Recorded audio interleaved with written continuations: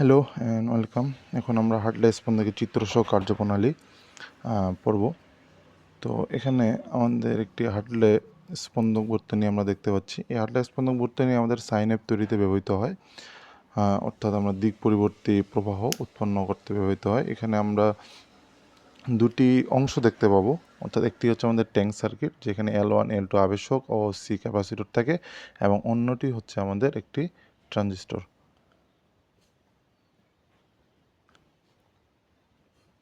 তো আমাদের ভিসিসি অর্থাৎ আগত ভোল্টেজ আমাদের দুটি অংশে ভাগ হয়ে যায়, একটি R1 এর মধ্য দিয়ে যায় এবং অন্যটি RFC এর মধ্য দিয়ে যায়। এই R1টি আমাদের রোধটি এখানে ভোল্টেজ ডিভাইডার হিসেবে উৎপন্ন করে, যেটি আমাদের এই প্রান্তে স্টেবল ভোল্টেজ পেতে সাহায্য করে।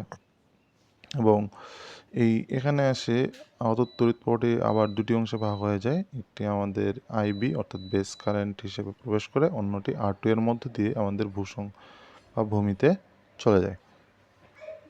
এবং এই বি অর্থাৎ আগত কারেন্টটি আমাদের ট্রানজিস্টরকে সচল রাখতে সাহায্য করে, যেটি আমাদের ট্রানজিস্টরকে সচল রাখে। এখান থেকে একটি প্রবাহ কালেক্টর দিয়ে বের হয়ে পুনরায় আমাদের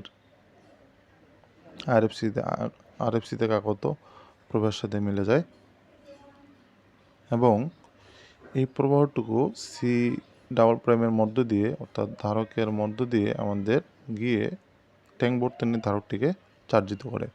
এখানে সি ডাবল প্রাইম আমাদের ও সি প্রাইম এটি আমাদের ডিসি তড়িৎ প্রবাহকে বাধা দেয় এবং এসি তড়িৎ প্রবাহকে যেতে দেয়। এখন এখানে আমাদের যখন এই ধারক সম্পূর্ণ চার্জিত হয়, ডিসচার্জ হওয়া শুরু করে।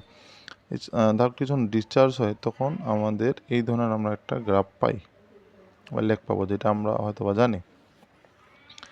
শুরুতে একটু কম পরিমাণে ডিসচার্জ হয়, করতে করতে এক সময় সব থেকে বেশি ডিসচার্জ হয়, আবার পুনরায় কমতে শুরু করে।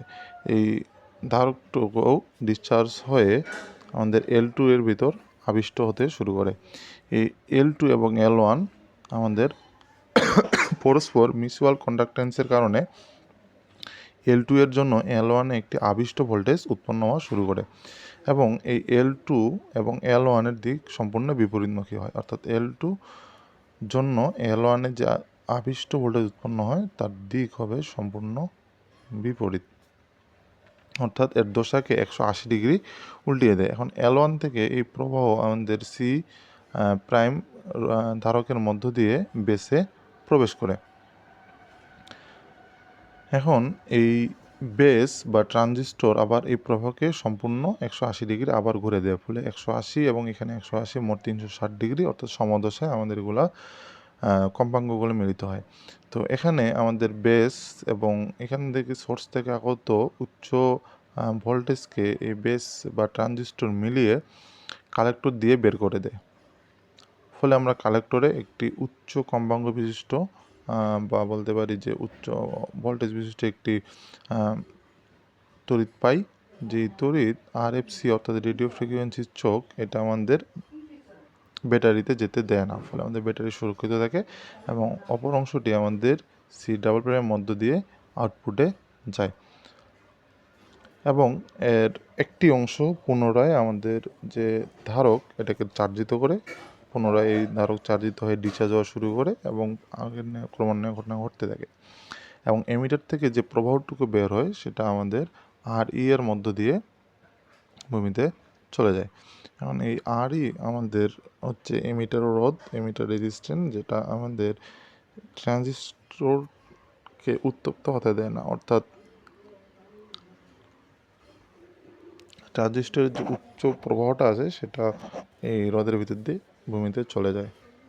এবং এই রেজিস্ট্যান্সের সাথে অপর একটি এমিটার ক্যাপাসিটর বা সি ব্যবহার করা হয়, যেটি আমাদের এসি প্রবাহকে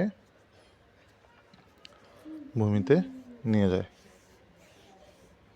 তো এটি হচ্ছে হার্টলে স্পন্দকের চিত্রসহ কার্যপ্রণালী।